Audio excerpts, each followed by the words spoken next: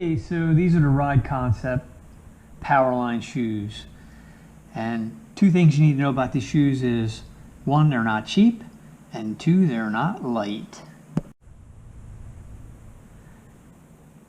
0.94 pounds, almost a pound a piece. Definitely not light. So, the whole reasoning behind this purchase was I would ride, I would race, and the next day, day and a half, almost 2 days, my big toe would go numb in my one foot. And I thought it was just maybe I had bruised my toe. And then I was like, well, all right, let me try new pedals. I got different pedals. I got wider pedals. I got longer pedals. That didn't help. I even tried riding in these, which is a much heavier sole. And that helped a little bit, but I was like, it's time to go and get something that has a sole made for the demands of riding a mountain bike. So today I took these out for the first ride, and I really was not sure how this was going to go because this inside part is so high. It was rubbing on the ball of my ankle, and I thought this is going to be an issue when I'm riding. I'm going to get chafing, I'm going to get a blister. This side was nice and low, but I didn't. I did 7 miles today in very technical, hard, uphill, rooty terrain. No chafing, no issues. The shoes fit fine. These are a 10.5. I wear a 10.5 in like Reeboks, Nikes, whatever. They're true to fit.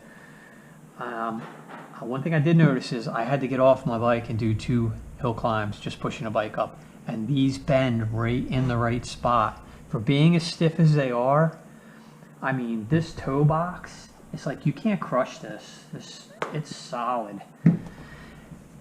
And it allowed me to walk up the hill, push the bike, no issues. So that was a plus.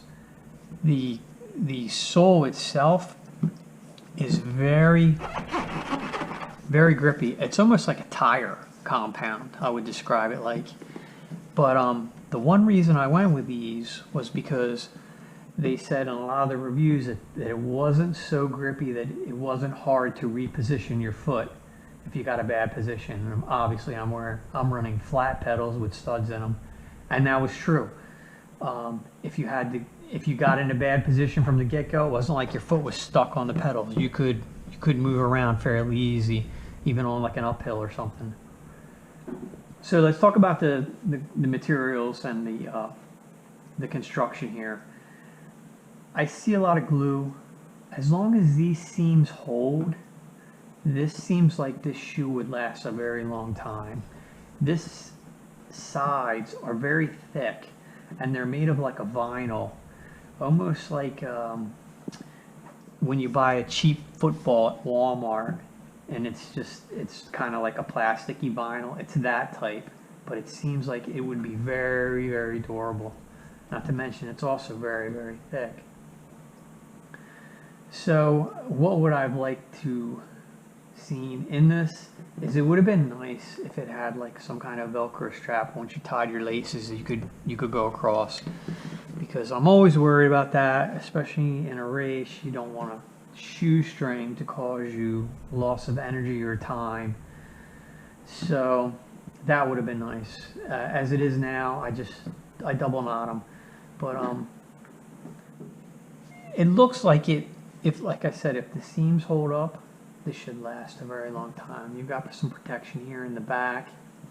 The sole is very, very stiff. You don't feel the imprints, the individual piece. Like when you ride with a sneaker, you have so much more feel with the pedal and contact with the bike. But if it's causing you issues like it was with me, you know, if you want to keep riding, you got to do something else. And this seems like it's, you know, designed very well to offer a lot of protection for the demands of mountain biking. So I'm not disappointed. Like I said, I did 7 miles today on them, and I have no issues with wear or chafing or laces getting caught or anything like that. So I'm kind of happy with the purchase, other than it being a little bit on the heavy side. But if the trade-off is it's going to provide relief to the numbness that I've been having in my feet, then it's going to be worth it. And yeah, they're expensive, but I mean, if it prolongs your ride, or you know, even allows you to continue riding, it's definitely worth the price.